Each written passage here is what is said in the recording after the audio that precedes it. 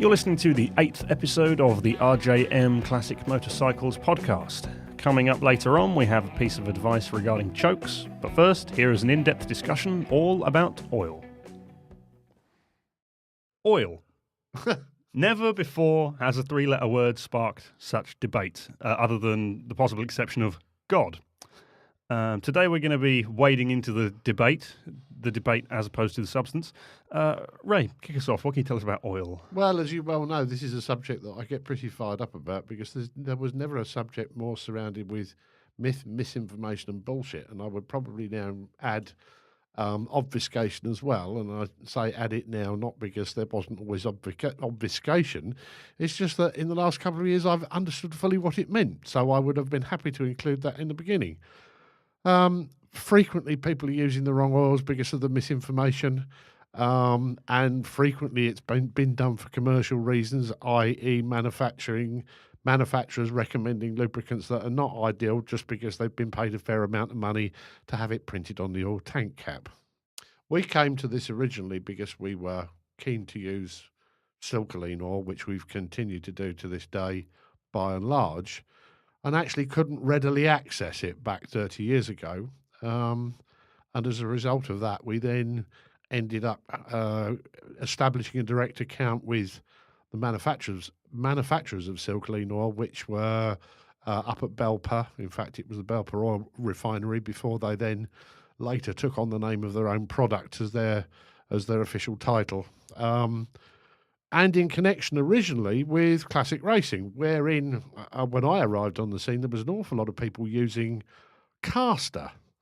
And I really could never understand what the merits were, because there were so many drawbacks in using it, and particularly on four strokes. You know, very often people were having to empty it out at the end of a race meeting, and then heat it up before they dare put it back in, before they warm the bike up, and so on and so on.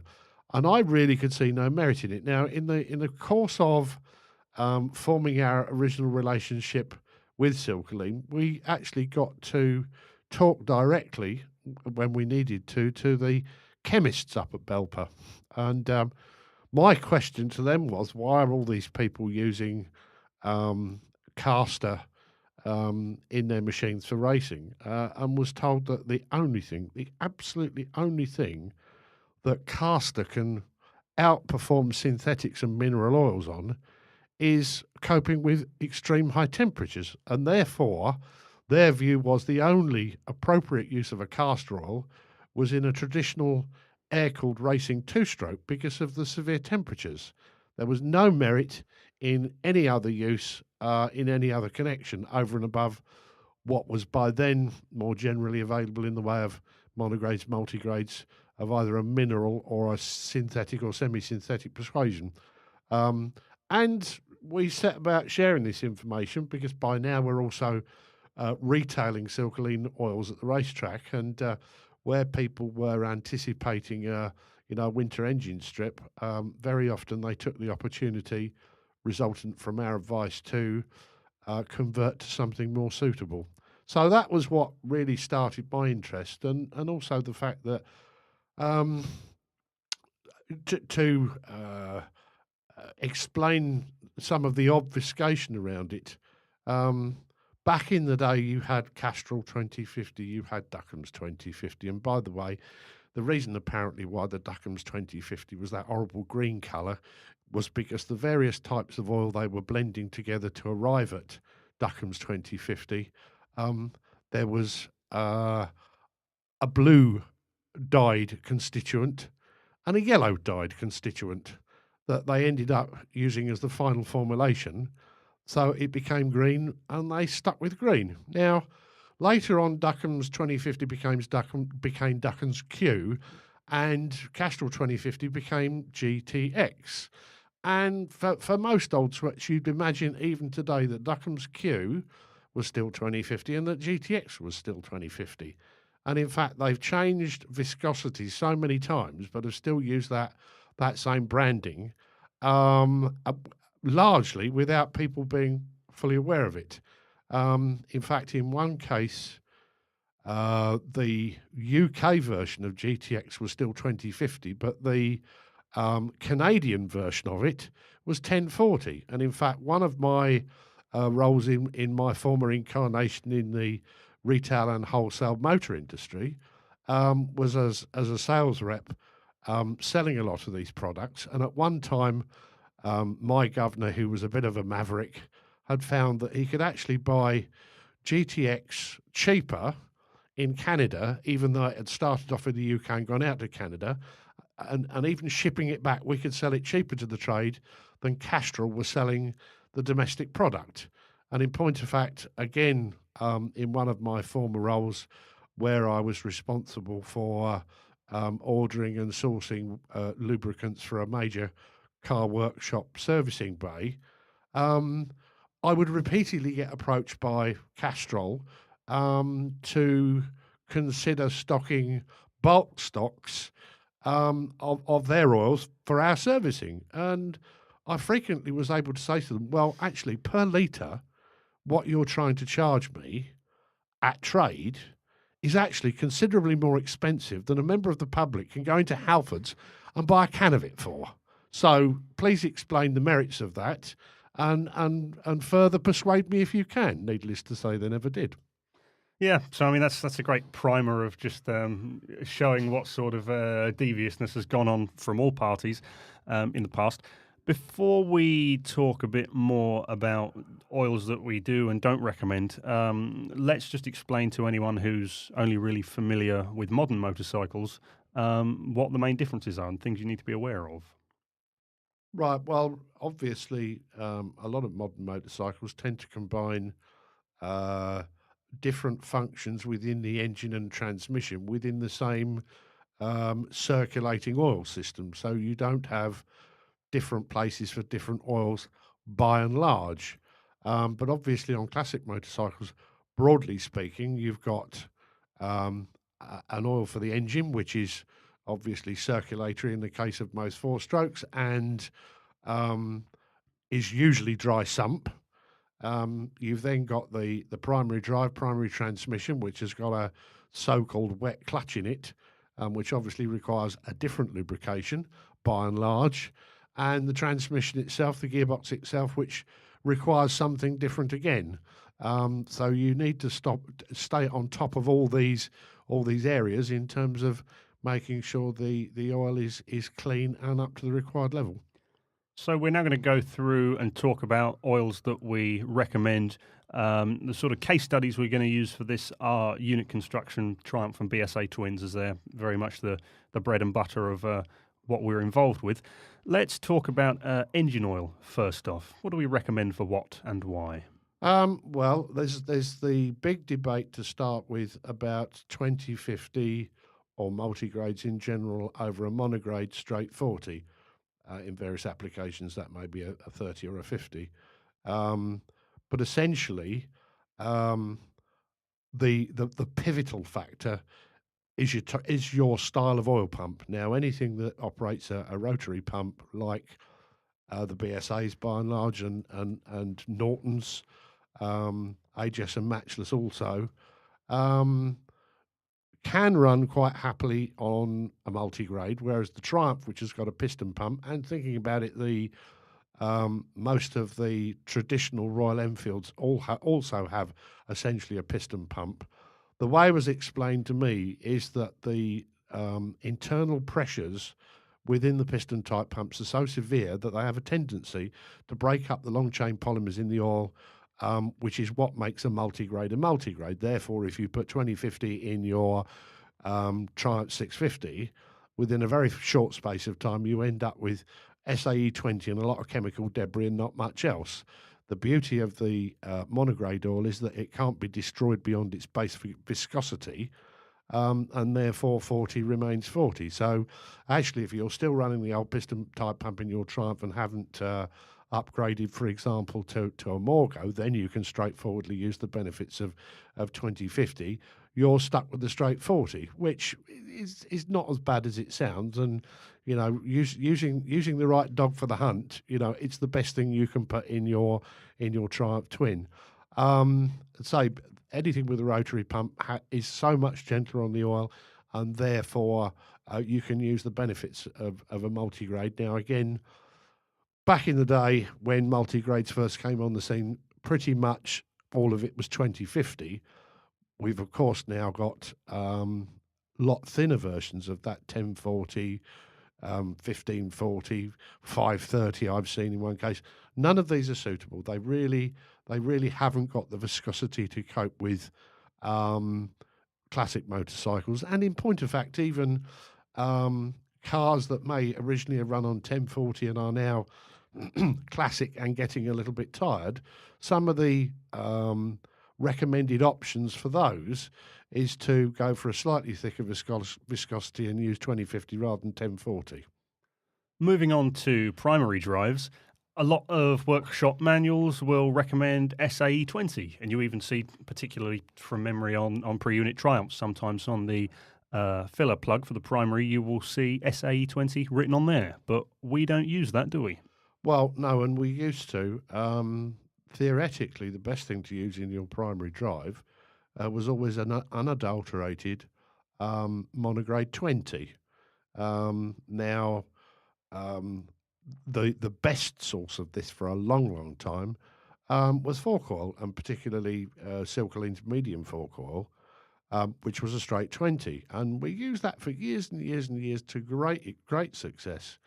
And then, unbeknownst to anybody, they changed the formulation and started adding friction modifiers.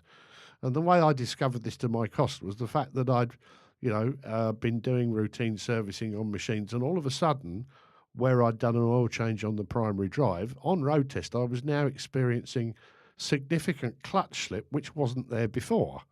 So I had to do a bit of quick thinking because, it became clear that these oils had now got friction modifiers in them, and understanding that the oil in the primary drive is only there for the chain, the clutch at best tolerates it, at worst really doesn't like it at all in some cases. So straight away, I've got an immediate problem where I've got, vehicles that are due out that week, having been fully serviced, that I've now got an unexpected problem with. And thinking back to my racing days, what we did very often use in primary drives was, of all things, automatic transmission oil, AQF, TQF, whatever the particular brand calls itself. Essentially, these oils were originally made for Borg-Warner 35 and 65 automatic transmissions, which, if anybody's ever seen the inside workings of these, have a series of multi-plate wet clutches, just like a classic motorcycle.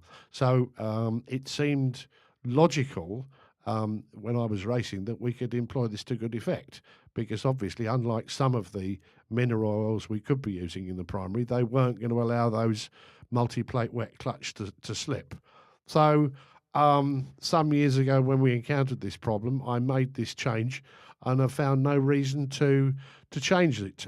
So we still use TQF, AQF in primary drives where they are a separate and sealed entity, which doesn't include, obviously, the late Triumphs where they are breathing through the primary chain case, and where the engine oil will replenish any losses from the primary transmission. So straight away, whatever you put in the primary is slowly going to be contaminated by what's in the engine, which, by the way, is not a complete engineering solution, because, of course, whilst breathing through the primary chain cases is actually quite an elegant solution, of course, the clutch wasn't designed to take straight 40 oil.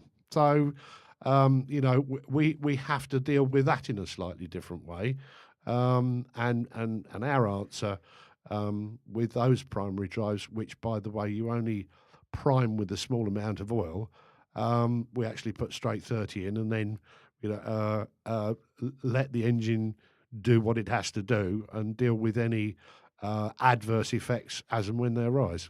Yeah, as a final note on automatic transmission fluid, you do have the advantage that stuff we use, at least anyway, is a sort of reddish pink colour. So if you're tracing an oil leak, provided the floor that it's dripping on is a good colour to see, you can help trace oil leaks that way. Actually, that just to add to that slightly, that's quite an important point. TQF or AQF does does have a little bit of a seeking effect, so that if your primary case is a little bit leaky, it'll be a bit more leaky with the TQF. So perhaps it's time to put a new gasket on or whatever, and some decent sealant. But also, when you are tracing oil leaks, remember that one, if you're using TQF in the primary, you've got colour as a guide to where the ultimate source of the oil leak is. In terms of gearbox oil, if you're using an EP8090 gear oil, that has quite an acrid smell. So dip your finger in, rub your fingers together, and have a bit of a whiff. If it smells like gearbox oil, it probably is. And of course, most engine oils are quite a bit sweeter to the nose. Again, allowing you to get a clue as to what the source of the leak is. Yes, moving on to gearboxes, EP8090 is what we recommend and use for pretty much everything. There is one other thing that we've been known to use on occasions, which comes with a bit of an anecdote, doesn't it? Poo! Years ago, my former business partner's late father, Gordon, in terms of who was part of the AJS and matchless department at Hamrax, and AMCs as well as other things are occasionally known for incontinent gearboxes, and he maintained that the answer to leaky transmissions was to use something he called structivist poo. Now, we treated this with a certain amount of incredulity and disbelief, but when we boiled it down, and actually, we actually found this out for finally and for certain when we started getting involved in the Indian-built Enfield bullets, which again were fairly leaky because of the antique design of the gearbox. The recommendation from the then importers, Bavinar Products, was that to prevent this, the gearbox oil should be a 50-50 mix of EP8090 and something called EP00 semi-fluid self-leveling grease, which is actually an agricultural lubricant by and large. But of course, when Gordon was talking about poo, he obviously didn't realise it was EP00. He'd just seen the P00. So there's one other main area of a motorcycle that holds oil, often overlooked. I say holds oil, it should hold oil, and that is, of course, the forks. Yes, that's true. One thing I would just add before we move on to that, to the transmission oil thing and the rating, we say EP8090, and you would think that is a lot thicker than the 2050 that goes in your engine. It's not. It's just the rating system. If you get a bottle of EP8090, very often it will say crankcase rating 2050, so it is actually the same viscosity. Sorry. Oh, I didn't know that. Back to fork oil. There's no hard and fast rule, really. There's not a generic catch-all that we tend to use to things. It's surprising. They all seem to suggest something different. I'm reminded of an A10 that we had in the shop that clearly had 20 weight oil in it, which one would assume is sort of the default. The forks were topping out, and double check of the workshop manual, it showed it should have straight 30 in there. And I thought it would be a bit unlikely if just this slightly different oil made all the difference. But there we go, it did. Yeah, and again, and particularly in a racing situation, you tend to tune your suspension in the same way as you tune your carburetors. And obviously, whilst most fork oil manufacturers will do multiple different grades, and also understanding that more sophisticated damping systems will generally require a lighter viscosity, the rudimentary damping on most of the classic stuff, it improved over time, but even when compared with modern stuff, it's pretty rudimentary and typically needs a much heavier viscosity oil. And one set of forks can have an anomalies over and above an apparently identical set. And truthfully, our default for a long time has been, start off with 20 weight and see where you go from there. But the pair of forks that you allude to was a bit roguish in that sense. And, it obviously needed what was originally recommended for it, which is not always the case. And that's what it got. And as you say, it made a big difference. Yeah. So let's quickly talk about a few tips, a few pieces of advice, things that you should do if you're conducting an oil change. First one I'll talk about, and that is drain your sump. If you're changing your oil, but you've still got a sump full of oil because it's drained down or whatever, or there's just a little bit in there, you don't really want that to be contaminating the fresh stuff. Now, it's kind of a shame with most of the machines we're involved with that where the oil returns, it's not a clear spigot that you could just connect a pipe to and run it up for a bit to purge out the old oil that may be working its way through the system. It's just something you have to live with, but if you've got a clear sump, then that's going to make life a whole lot easier. Have you got anything to add to that, or will I move on to the next one? Actually, we did do that once. We did didn't once we? on, it was a B50 in a Cheney frame, I think. And I seem to remember there were some return issues, and we suspected a blockage. And what I think we were able to do in the finish was to obviously top off the tank with oil and run it for a short time with the return straight into a container rather than back to the oil tank. And I seem to remember we purged a fair bit of muck out the return line that way. So that was, I mean, that's something we may have to resort to again. But it was just an off the cuff potential remedy that actually worked.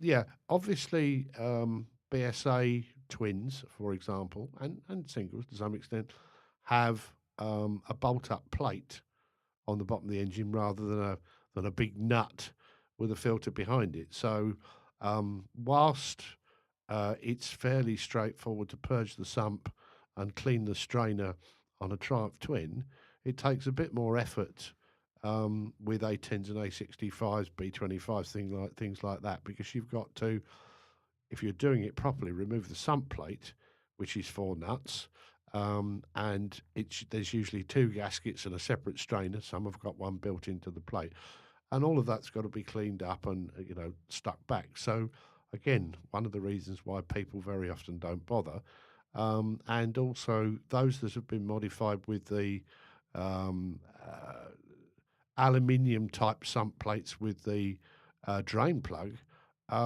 tend never to remove that housing and to clear the strainer out.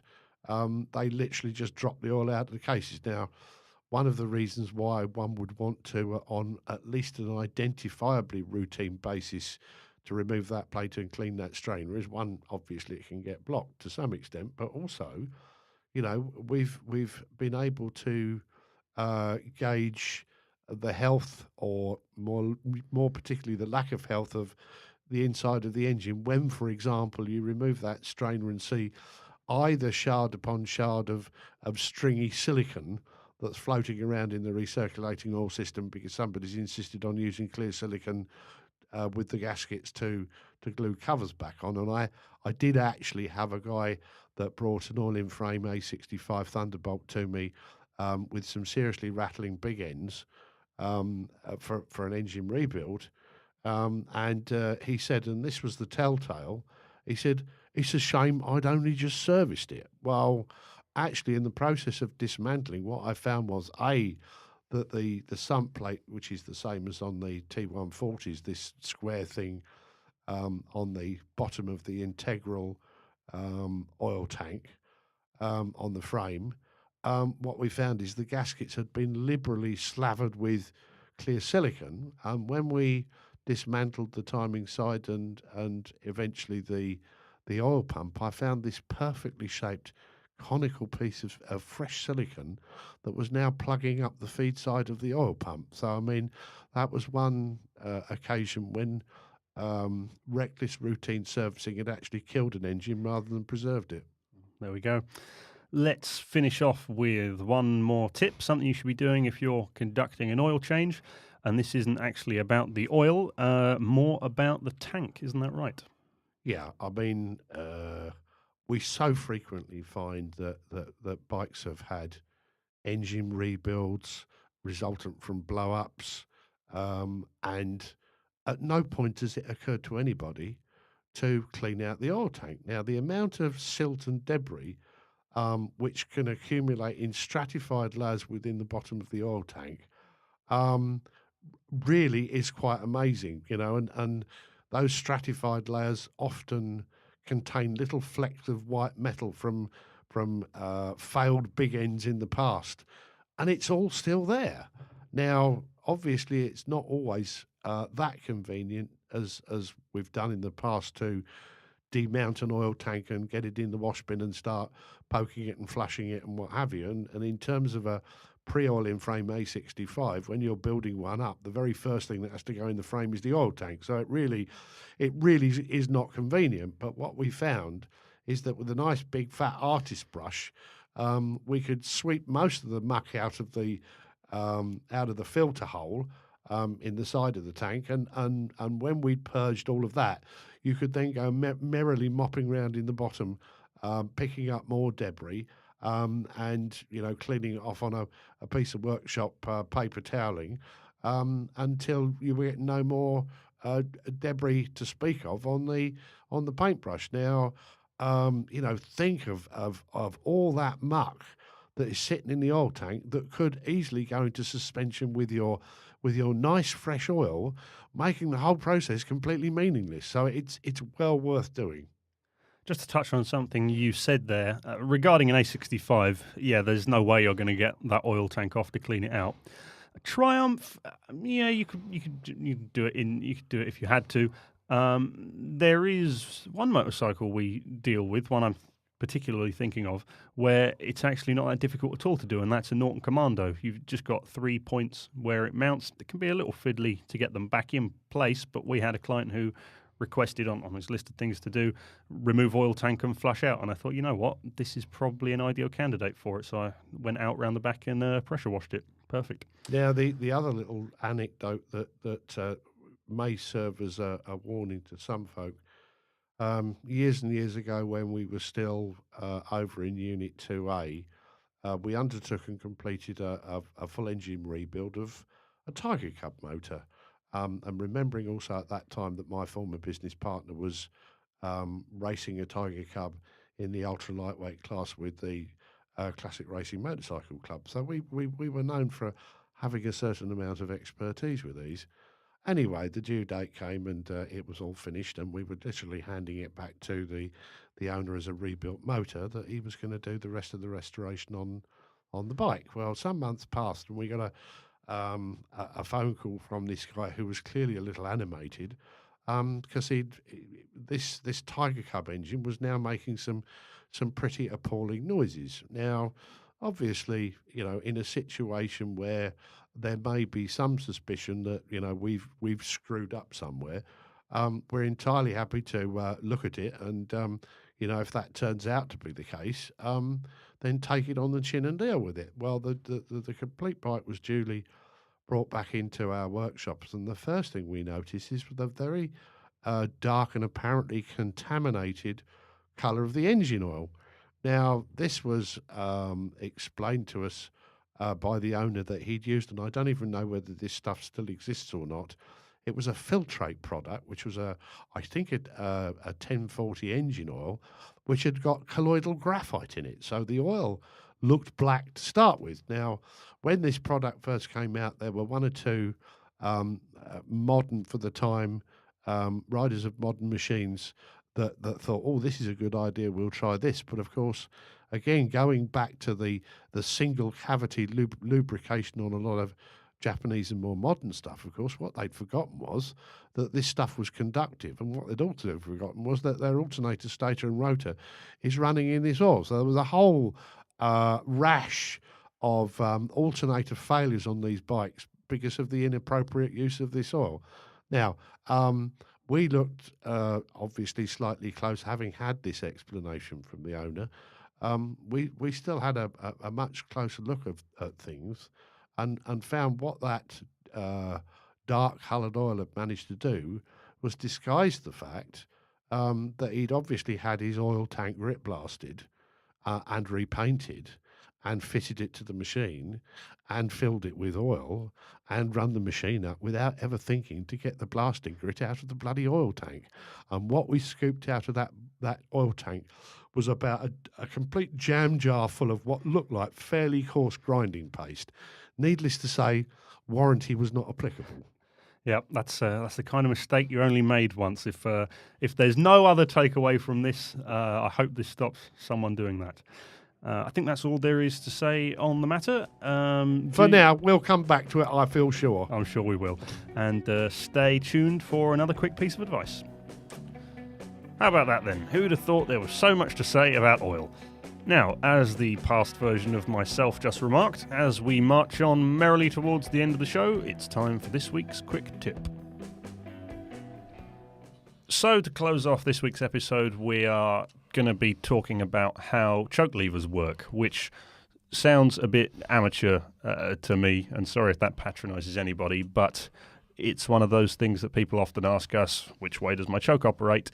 Because how it is on a classic machine is different to a lot of more modern machines, I understand. Well, and different to itself as well. And also, for anybody who's had experience of a older motor car with a manual choke, different to the way that works again. And I'll try and avoid any cracks that used to be made about little old ladies with Morris Minors who thought you pulled the choke lever out to hang your handbag on. It's a bit like the CD loading tray that was mistaken for a cup holder on the computer. Yeah.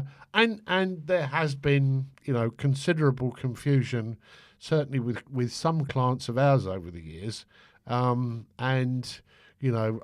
do now have to go through this instructional routine with them, having qualified myself by saying, forgive me if I appear to be, trying to teach Granny to suck eggs, and usually get a favourable, no, that's fine. But the fact of the matter is that there's even a difference between machines equipped with different versions of AML carburetors. So what you need to do if you've got Mark 1 concentrics or monoblocks is visualise it in the way that a slack cable, in other words, the lever closed, is allowing the air slide to go down and obstruct the venturi, and thereby reducing the air and enriching the fuel, which is precisely the opposite to the old lady with her Morris Minor. On that, a tight cable is obviously deploying the butterfly in the carburetor that again is strangling and therefore enriching. So if you've had the benefit of using an older car, just do the opposite. With Mark 2s and Mark 1.5s, of course, it's not a strangulation, it's an enrichment via a dedicated jet, if you will, so that actually by tightening that cable, you're actually lifting the plunger clear of this fuel way and enriching that way. So it's exactly the opposite way round. And we try and make this as clear as possible. We had, in fact, one client who we'd done fairly extensive work, I seem to remember, on a B40, and phoned me up a week after he collected it and said, if I pop into the shop, can you just reset the idle? Because I seem to have lost idle. And, sure enough, he popped in one Saturday morning and I'd grabbed a screwdriver to help him, and he'd literally arrived from some distance travel with a hot engine and so forth. So no choke really need be required at that stage. And I realised it was running on full choke. So all I did was lean smartly forward, undeploy the air slide, and tick over was restored. In fact, I think it was the case you'd run the machine up with the choke off, and then you were looking at it with the screwdriver, and there you are adjusting away and fettling away, and suddenly you put it on full choke, and you're thinking... actually, now you mention that is absolutely the case. But I mean, we're not trying to make fun of anybody for that, because if you don't know, you don't know. No, I'm just trying to illustrate that we can, won't make those sort of mistakes unless you've been fully tutored in that way. That's why I'm always a little embarrassed to say, look, I'm sorry if this sounds like I'm, trying to teach you something you know already, but it is important. Well, that's all from us this week. If you like that, you can subscribe on YouTube, iTunes, or wherever you get your podcasts. You can also visit our website, rjmclassic.com, or email me specifically about the podcast at rjmpodcast@gmail.com. Thanks for listening.